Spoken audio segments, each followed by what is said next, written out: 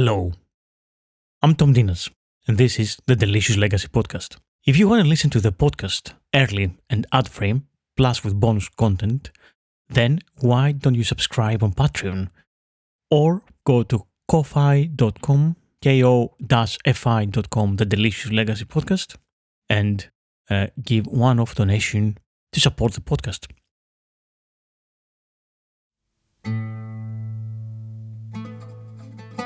Hello folks, there's an incredible culture in a period in history and a cuisine that we, and I include myself into this, often neglect, or we simply don't give it the appropriate attention that it deserves. At least in the media that I consume and in history circles that I'm involved with. This is the medieval Islamic cuisine of the Abbasids in and around the 10th century Baghdad. Complex, delicious, luxurious, and very much celebratory in nature, with many dishes and a gastronomic philosophy that we would not see in the West, in Europe mostly, for possibly 400 years. There are some reasons, of course, for this. The dishes can be very complex and laborious, and some can take days to make, plus the recipes are probably for feasts, not for a quick Wednesday night dinner after you come home from work, drained from any ideas or creativity or energy. Fair enough. Anyway, today's episode, amongst other things, will try to redress this balance a little and remind us about the Abbasid Caliphate and their gargantuan and luxurious feasts. We all have our obsessions and our nerdy passions. My guest today, Jay, isn't any different. Only his own gastronomic obsession is directed to an extraordinary early medieval Islamic cookbook called Annals of the Caliph's Kitchen. Over 600 recipes of lush, plush, and rather extravagant food, and illustrious dishes from the medieval Baghdad and beyond. This is not just a manual for cooks. It contains poetry, illustrations, weights and measurements, and all the rest. A complete guide. On this episode of The Delicious Legacy, we are discussing the art and science of cookbooks. When a recipe appears written down, usually in the ancient past, and in fact on not so ancient too, it is as instructions for someone amongst the peers of the writer, and they can be very concise. A list of ingredients with a smidge of what goes in what order. It doesn't need much more. A cook talks, in inverted commas, to another cook this way.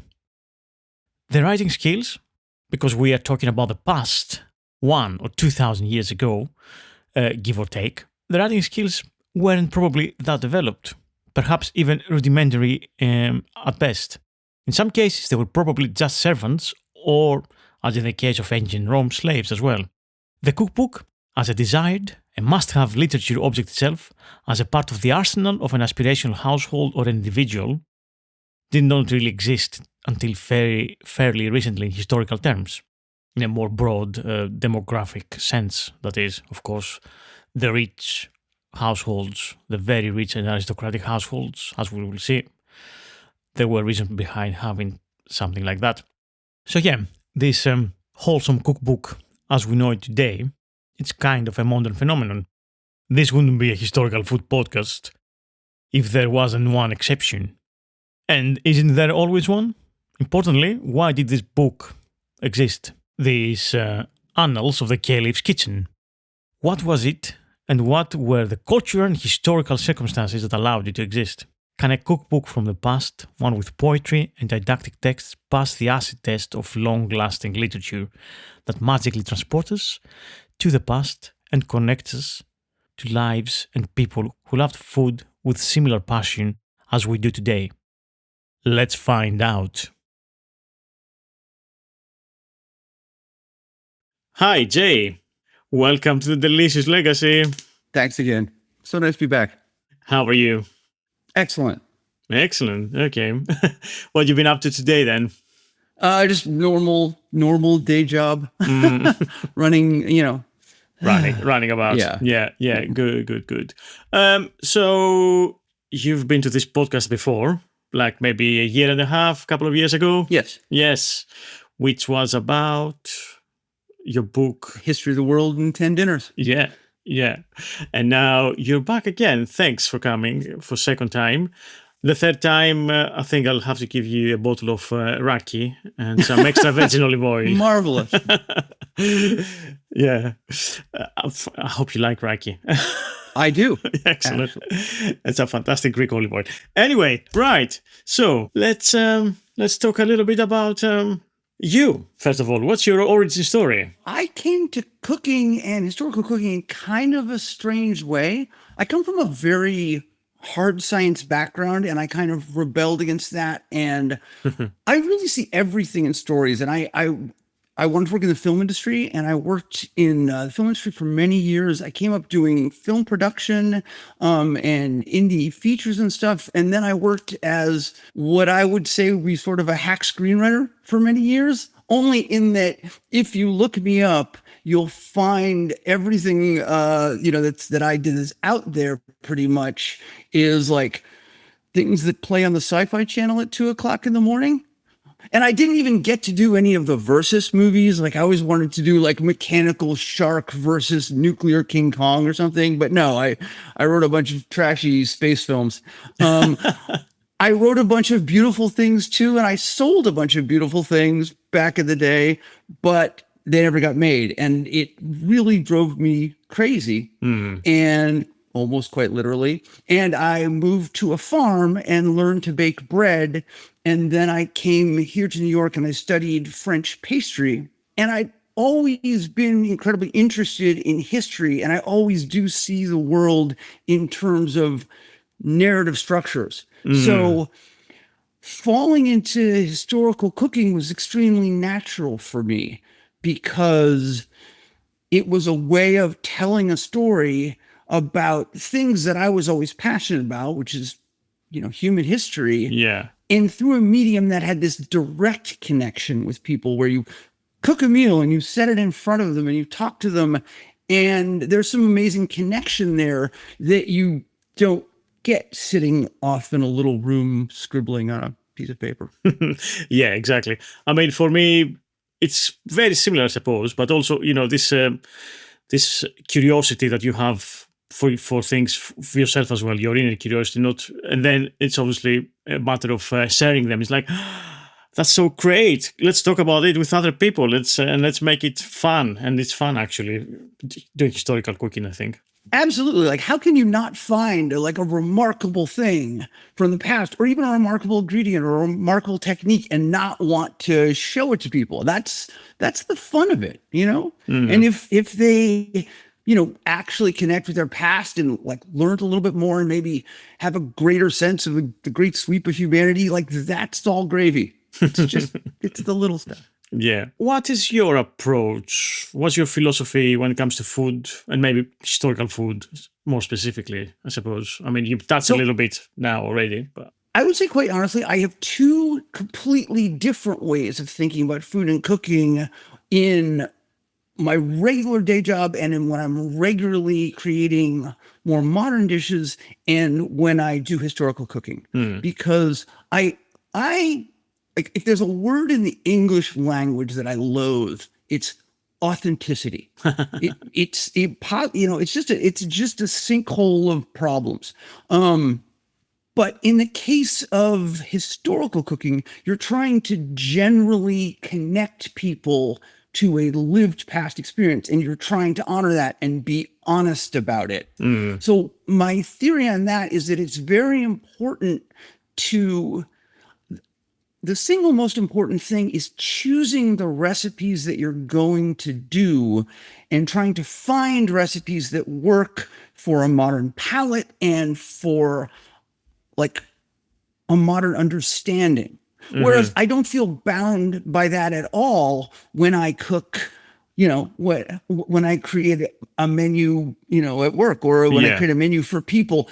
I will cheat all over the place. Obviously, the one place that I cheat when I'm doing historical cooking is that I am doing 90% of the work myself or with a very, very small team. Whereas, in the past, any of the recipes that I'm doing would have been created by a large professional kitchen filled with people often who were not being paid. So I have no problem using a food processor or a mixer or something other than a mortar and pestle or my hands to mix things because, throughout human history, as I've joked many times, like the primary kitchen labor saving device was a servant or a slave or an indentured servant, something like that. Or Absolutely, yes. Yeah.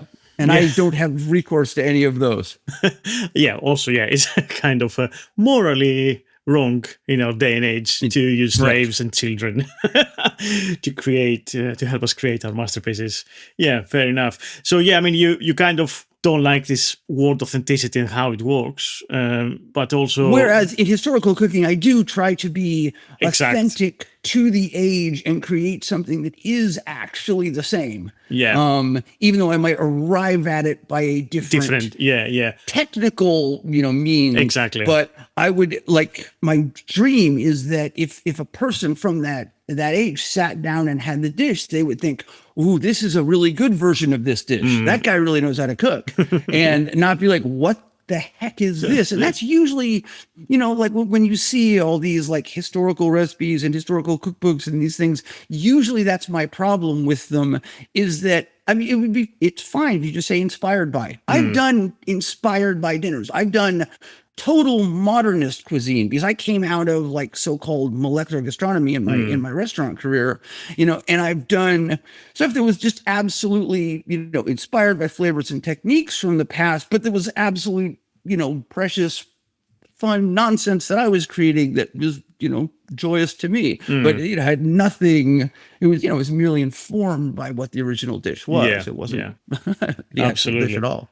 Yeah. So today, we are here to discuss a little bit about, I would say, the art and science of historical cookbooks, or what we want to talk about as a cookbook. And that itself is a massive subject and has changed a lot through the millennia of human history. And if we think cookbooks today, as we see them in 2025 in the shops, and cookbooks from like 200 years ago, 500 years ago, 1,000 years ago, it's a completely different thing, isn't it? Absolutely. I would say there are one or two exceptions where I think there are one or two cookbooks from the, one cookbook maybe from the high Italian Renaissance that might, it looks like a cookbook today, kind of.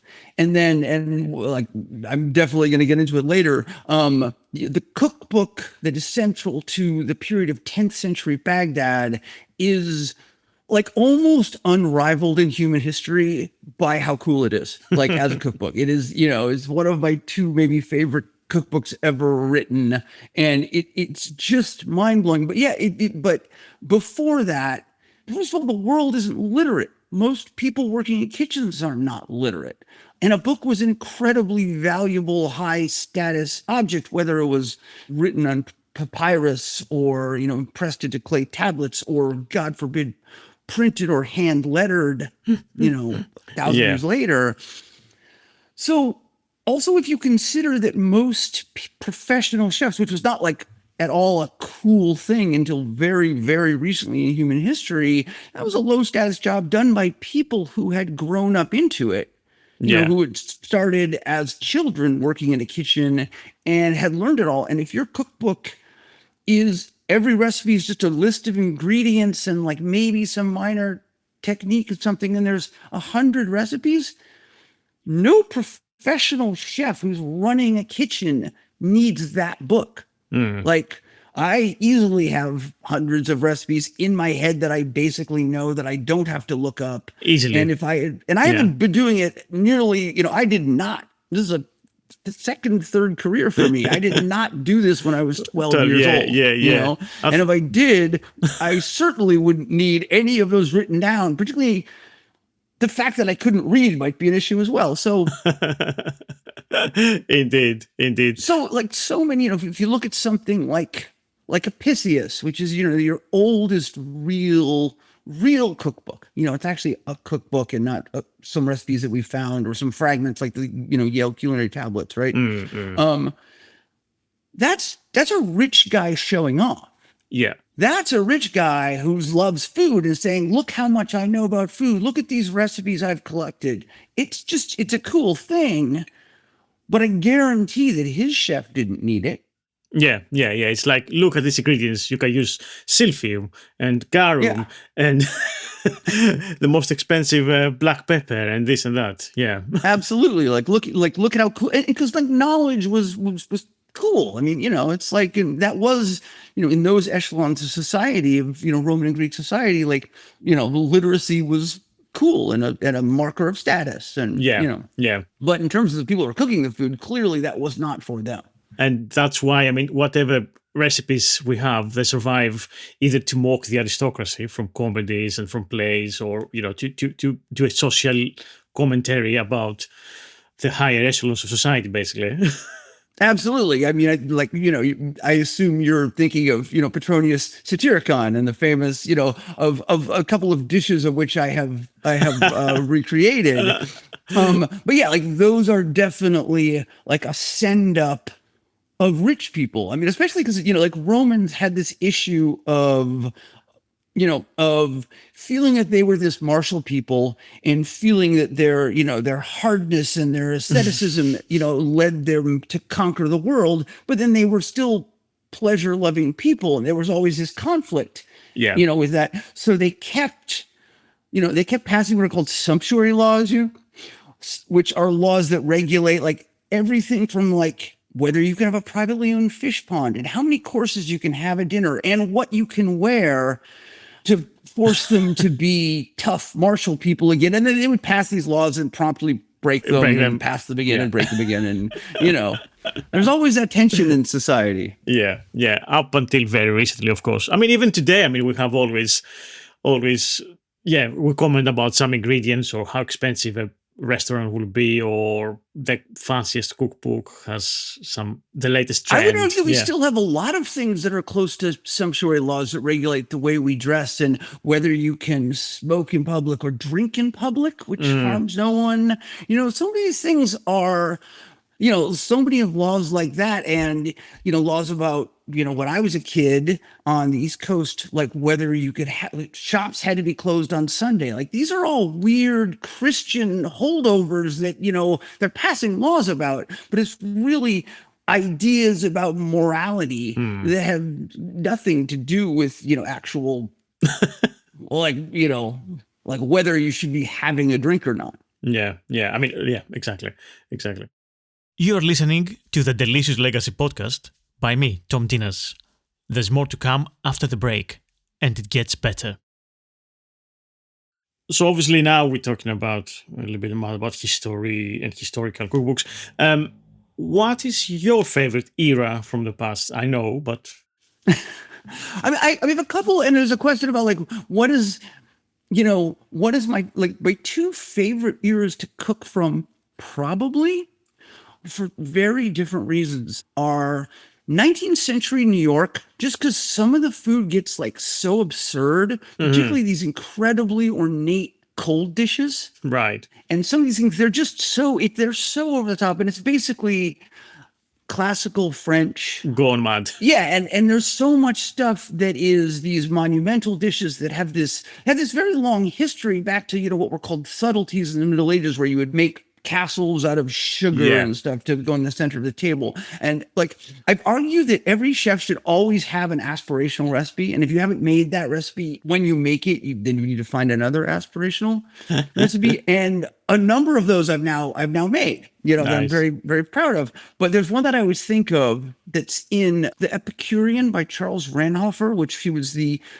head cook of Delmonico's when it was, the most important restaurant in America. And there was actually 7 of them, but that's a whole other thing.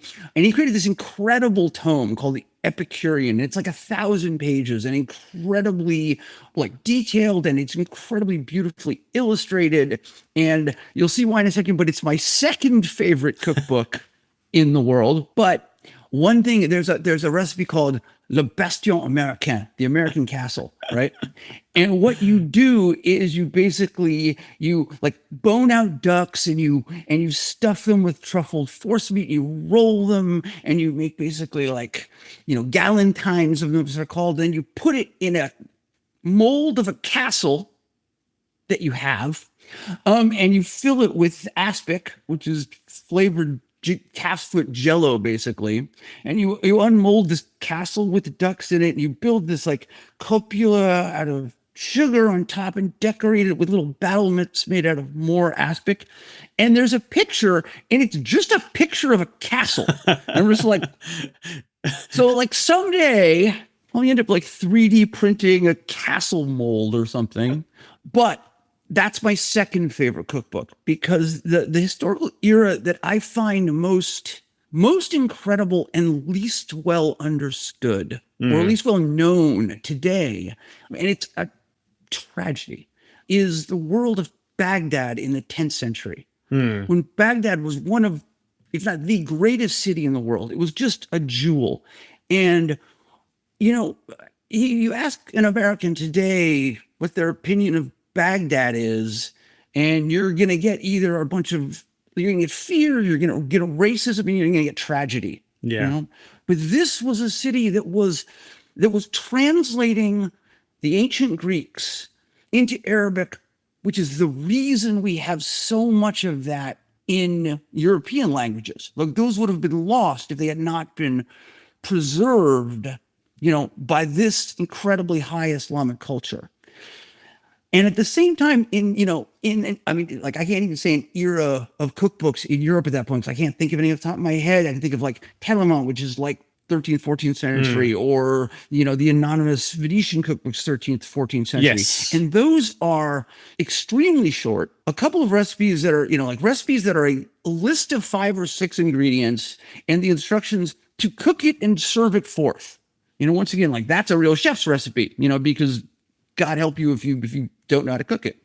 Whereas Baghdad in the 10th century, you have a book called the Annals of the Caliph's Kitchen. And it's huge. It's 500 recipes. I forget it, but it's a huge number of recipes. It's divided into sections. It has weights and measures. It has actual instructions. It has troubleshooting. Like, you won't see this in the West for 600, 700, 800 years, depending on the country. Like, it is so, there is no comparison, except what it also has are stories and poetry, actual poems in it. And it was beautifully, richly illustrated. There's just nothing to compare it to. And to me, what that represents is, here's a culture that most people are totally unaware of, that was incredibly sophisticated. And this is precisely why I do what I do, because I feel like some of those recipes are so interesting and sophisticated that when you cook them and you put them in front of someone, there is no way they can't think, what, this is 1,000 years old? This is amazing. Those people were so smart, which is, I guess, what I always think. But that, to me, is like the fun and the coolness of it. Yeah, absolutely. I mean, the book is extraordinary, and it's one of these remarkable, lucky moments that we have, and it survives. Like, how it survived is kind of remarkable. So we have poems, we have stories, we have the recipes, we have weights and measures, we have all the things that we actually probably find out in the best food books from celebrated food writers today, in a sense. Like, right, where we are now today is we don't have a dry recipe with the ingredients and the method. We have the story, the background. We have probably a dream, a poem, or something behind it as well. And to see We've that, probably gone too far now, because every time I look something up on the internet, I have to scroll through this endless description of someone's family and their childhood, and before they get to like 5 ingredient recipe or something. But I mean, like, we're talking about a cookbook, like an actual absolutely. thing. That's the blog. That's the whole like blogs and stuff. But we kind of went all these hundreds of years, 1,000 years maybe, and now we are back on that kind of way of We're catching up finally. finally catching up. This is amazing. Yeah. I mean, that's the thing. That era and that culture offered so much, and the food was extraordinary, and the methods and the complex society was on par to anything else that happened, like what we consider like high culture renaissance and so on. So it was a very unique culture as well. So how are we at that point in Baghdad? Why are we like this in Baghdad? I'm not, I think, the Islamic world was very literate. It was very powerful. I mean, I think like the world waxes and wanes, and that was just a moment of, I would never argue that any place is truly culturally superior over a long period. Of course. But there's always cultures, that are coming up and they're coming down and they're stagnating. And so many cultures have moments of great flowering, and it often has to do with like a confluence of like environmental, issues and political issues, and just the king wasn't completely insane for a second, or the government was actually reasonably competent, for a couple generations, which is, you'll notice in human history, is kind of rare. Yeah. But the thing I think about is when I choose a period like that is, again, how you select the dishes and how to cook them. And again, this is the rare times where we are trying to be quote unquote authentic, whereas some things are very, very difficult. Like, for example, one of the most important condiments for that period is muri, which is this dry ferment of barley that actually takes a couple of months to make. You basically take barley cakes and you wrap it in grape leaves because they have, yeasts in them growing on them,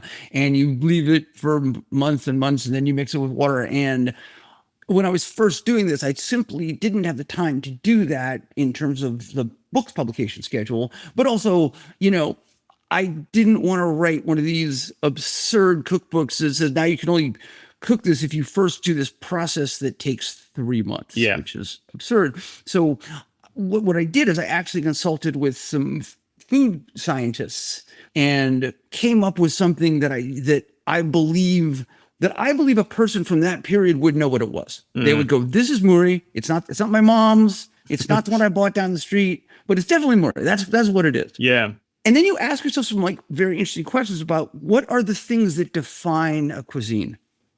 What is the quote unquote soul of that cuisine? And often it is partially a sauce like that. If you think about Chinese or Japanese food, you're going to be thinking about, ginger and garlic and soy sauce. And if you're doing similar to Thai, then it's ginger and garlic and fish sauce. Yeah. I think that's very, very important. And 10th century Baghdad is super interesting because their palate was extremely oriented towards degrees of sourness. And actually, I mean, it's funny. I actually have a very sour palate. Like, I like sour things, like certainly more than most people do. Like, I love vinegars. I love all these different gradations of making things sour. And in that period, like, one of the ways that they did that, they used a lot of fermented dairy products. And a lot of dried fermented dairy products, a lot of things using whey and various, whey and buttermilk solids and whey that had been cooked down. And also things like the juice of unripe grapes or sumac juice, all these different kinds of sourness. And so when you try to bring those dishes to people, you have to think very carefully about, like, that's something we have to privilege. You could not write or recreate those dishes without leaning into that, because it would just, anyone from the period would be like, this is really bland and weird. Like, this isn't representative of of what we do. Yeah. Do you think this complex sourness is something that we've lost a lot, that we don't have all these different variations and shades of sour? I think certainly coming back, as people become, like, the level of sophistication of the average American since my youth in terms of like culinary stuff is just night and day. Like, it's crazy different. But I think there's still lots of cultures that are much more interested in, focused on the gradations of sourness, for example. And there's other cultures that are, interested in different kinds of bitterness. And Yeah, I know what you think mean. it's really Yeah, cultural. Yeah. I wonder what's with the climate and the region that makes the sourness so prominent in the Baghdad cuisine. But yeah, I cannot really. Well, it's miserably hot and dry part of the year, and then it's actually, there's a season that's actually quite like kind of muggy, and there's a lot of areas that are kind of very kind of wet and like marshy. In both of those cases, I can imagine wanting something nice and sour. Because there's something refreshing about it, and also so many of their meats are lamb, and lamb probably cooked, often stewed. Yeah. A lot of, classic dishes are vinegar-based stews. And I think those are very strong flavors, particularly if they're very fatty. You'll often find this description in recipes of this period that say cook until the fat rises. Right. And at first it wasn't immediately obvious what that meant. So many of these things are stews, and so many of these things are stews or braises, and it's a long cooking process. And they're actually saying they're using very fatty lamb meat. So they're actually saying, cook it basically until you actually see a layer of fat build up. And you see this, much more common in maybe like certain regional Indian cooking. Okay. It's the same kind of thing. You cook it and and often here we're like, and now skim that fat off. And they're like, you're an idiot. That's the good part, or that's part of the dish. Yeah, it's part of the dish. Leave it in, please. But if you're eating that kind of like lamb fat, a nice, sweet, sour taste to cut the same way, we drink wine with a fatty meal to cut the fat. Absolutely. Yeah, it makes sense. So yeah, we talked about muri, the sauce, which is kind of one of the basic staple things of the time. Do you think that was a sauce that everybody could make and everybody would have in their homes as a? I believe so. Yeah, I think it's probably, in a sense, it's like Ethiopian, like berbere, right? Where everybody makes it. Everybody has their there is no correct recipe because everybody makes it. I'm sure that there's no correct murid recipe because everybody probably made it. There were certainly commercial producers as well. These were sophisticated cultures, but most significant households are certainly, making things like this as they go along. It's a very long process, and it is sort of seasonal. You make it in a certain time of year where the humidity is right, basically. Yeah, otherwise you'll have a rotten product in a sense. Or just a rock hard dry product. You're trying to find somewhere like wet enough to let it really ferment. Yeah.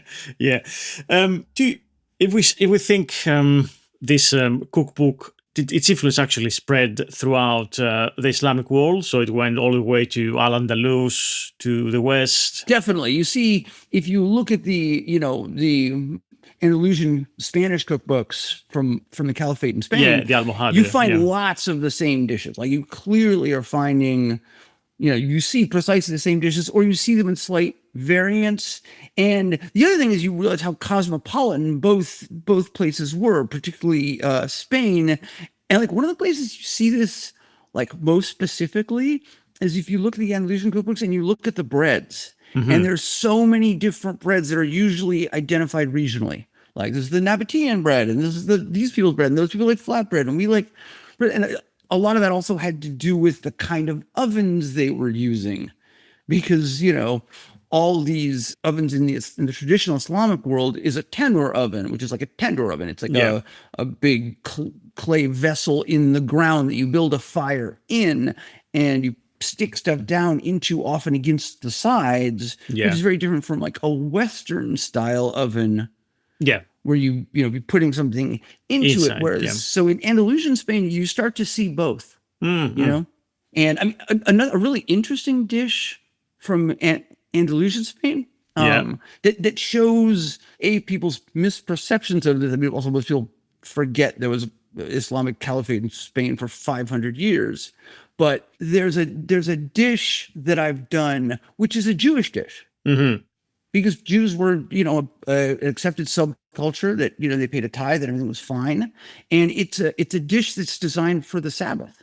It's basically a braise in a pot that it's cool. It has these sort of crepes or breads separating it, and you bury it in the ashes of your fire the day before the Sabbath. Yeah. So it cooks overnight, and then because there's a religious prohibition against cooking on the Sabbath, so this is a workaround. But the fact that this is in a cookbook, from an Islamic caliphate in Spain, it's one of those teachable moments. It's one of those. The world of the past is so much more complex and interesting than we think. Yeah, and I think that's a very important point with cooking, right? Like when we discover all these different recipes from different periods, we can go deeper and deeper. And like the world was complex. Like it's not like the human progress, as if we want to call it progress. It's not linear, and it's not just going up, and we're not just better and better. We are humans. We were humans, and we are basically kind up and down, peaks and troughs, and we're always complex, and we always interacted with other people, and we always traded and lived with different cultures as well. And sometimes good things happen, sometimes bad things happened. So it's something that helps a lot. Food helps a lot, trying to sink that kind of feeling, I suppose. Yeah, absolutely. Like my biggest, the thing that almost upsets me the most when people think about the past in human history, I feel so many people have this misperception that people in the past were stupid, like that we're smarter than they were. And I'm like, wait, they achieved all these things with such limited resources, with connection, in connection to us. Like the fact that they achieved anything is totally amazing.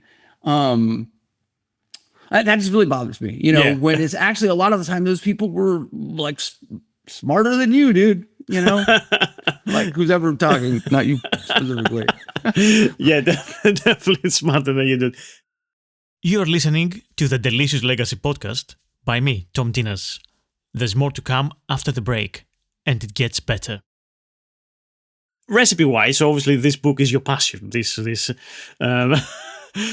Annals of the Caliph's Kitchen is one of your favorite things. So it's one of my favorites, but I find beautiful things from every period. I find teachable stuff in every period, and I find inspiration from my own cooking in every period that I've ever studied. Yeah, and I think that's what makes what I do a little bit different from a lot of people, in that I didn't focus on one era to the exclusion of other stuff. I don't just do Versailles, France, or Tudor England or something. I tried to understand in very broad strokes a great many different cultures. Absolutely. Yeah, it comes very well across in your work in general. But if you had to select some recipes from that book that you would like to share with people, what would it be? I would say like the first one that I would choose for precisely the reasons I've just gone into, because it's so sophisticated, is there's a recipe for a single fish simultaneously cooked 3 ways. And what you do is you take a very large fish and you wrap the middle section in layers of oiled fabric, and then you put a very thin section of heavily oiled fabric on the tail, and you put it in a very hot oven. So the head roasts and the center portion braises, and the tail fries. And you also do that by putting the tail in the hottest part of the oven. Of course, of the tandoor oven. And then you serve this with a number of different sauces. And the funny part is that's the simple version of the recipe. There's actually a more complex version, which is a stuffed fish, and stuffed in the way many recipes from the past that are translated as stuffed often mean, farced. So basically you carefully cut the skin off, the top and the bottom, and you take all the flesh off the bones, and you chop it up and you pound it and you mix it with spices and herbs and you make it delicious and etc. And then you pack it back into the skin and tie it in place with reeds. And then you do the various wrappings and you cook it simultaneously 3 ways again and serve it with sauces. And like when you do something like that, even if you're just a regular person reading that recipe, this is the prime example of you can't look at that and think, oh, these people were savages. Like, no, these people were amazing. right? So that is one of my that is one of my favorites. Yeah. So like the first one to go to look what these people do. And the other recipe that's close to my heart for a couple reasons. A, because it's actually delicious. Like if I was going to cook one historical recipe for people who are coming over to my house, I would cook sikbajat. And I'm probably mispronouncing that, and all my Arabic pronunciation, I apologize for. But yes, I would probably cook this vinegared stew, which is absolutely beloved and just fundamental to that period. This is also a great example of where in that book there are stories and poetry.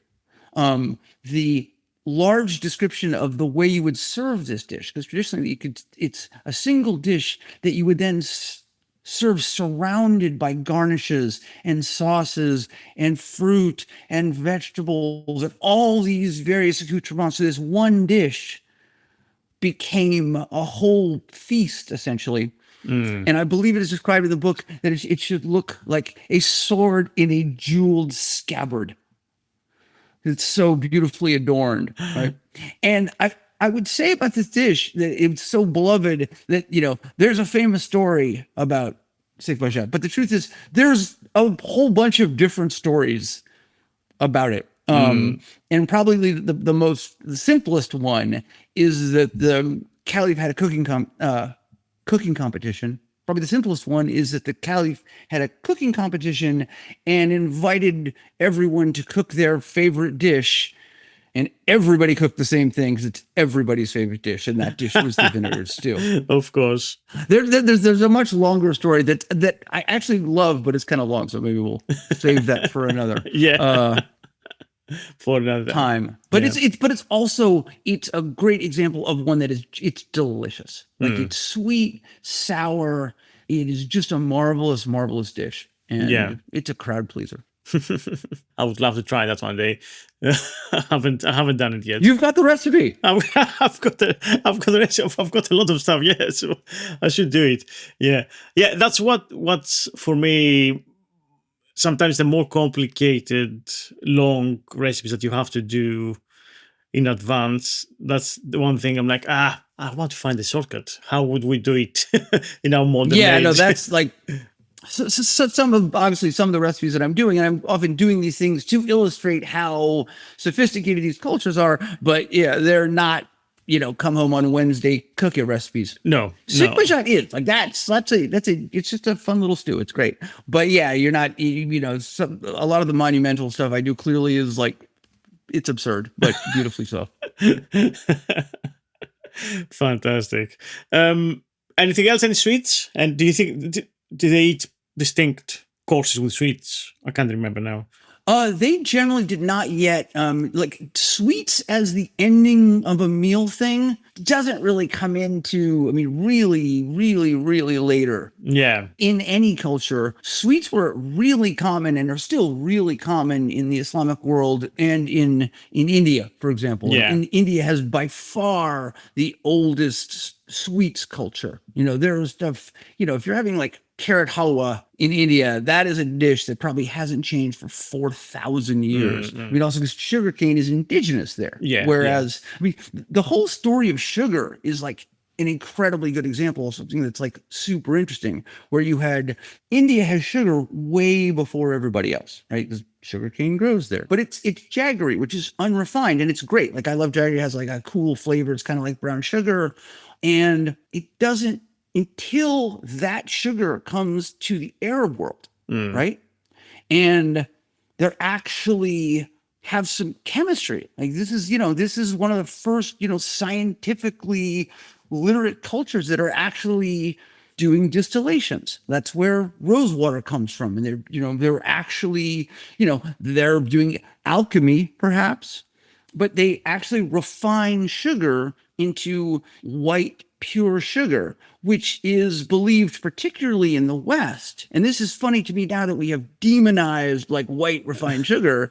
Like in the West, they thought it was magic. Yeah. Incredibly expensive, but they thought it healed everything. Yeah. Which it doesn't, but it's also not particularly bad for you. It's just sugar. Yeah. How much you're using. Yeah. I find that progression really, really interesting. And yet another example of how this one culture was so sophisticated for that time period. Yeah, It's exactly. Super I mean, interesting.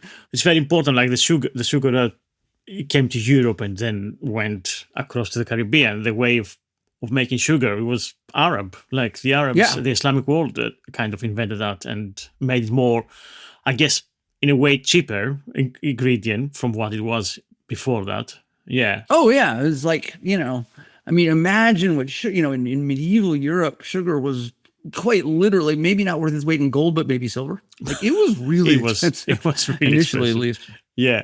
And then not only that, but the distillation as well. Distillation, then alcohols and spirits. And then we use it and we make so many different alcoholic drinks. Yep. Yeah.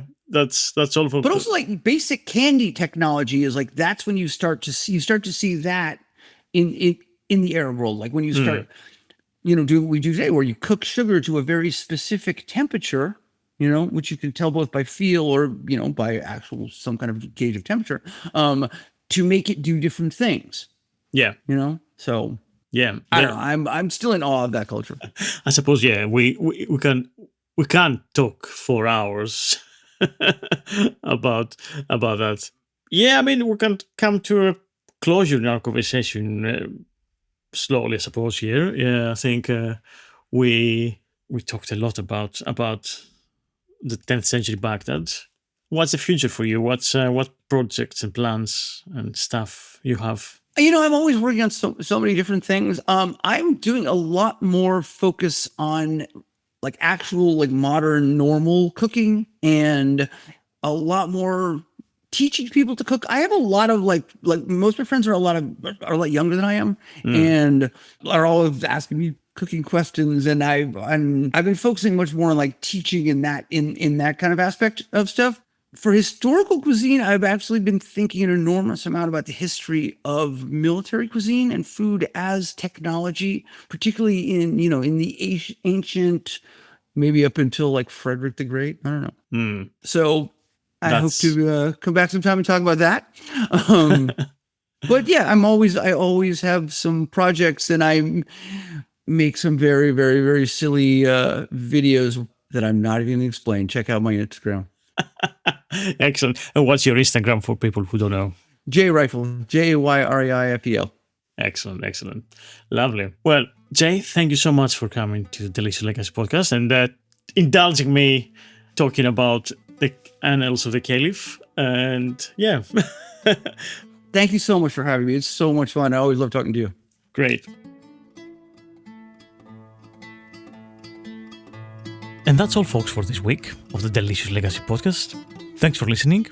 And thanks to my guest, Jay Reifel, for his excellent insights and passion about historical cooking and ancient recipes. I hope you enjoyed our chat. And if you did, please rate and review the podcast wherever you get your podcast from. So Apple Podcasts, Spotify, really important to do on both, because that's where the algorithm gets the podcast higher up in the charts and suggests it to other people too. And please tell your friends, family and colleagues about the Delicious Legacy. And share it with people far and wide. This podcast can only exist with your generous support.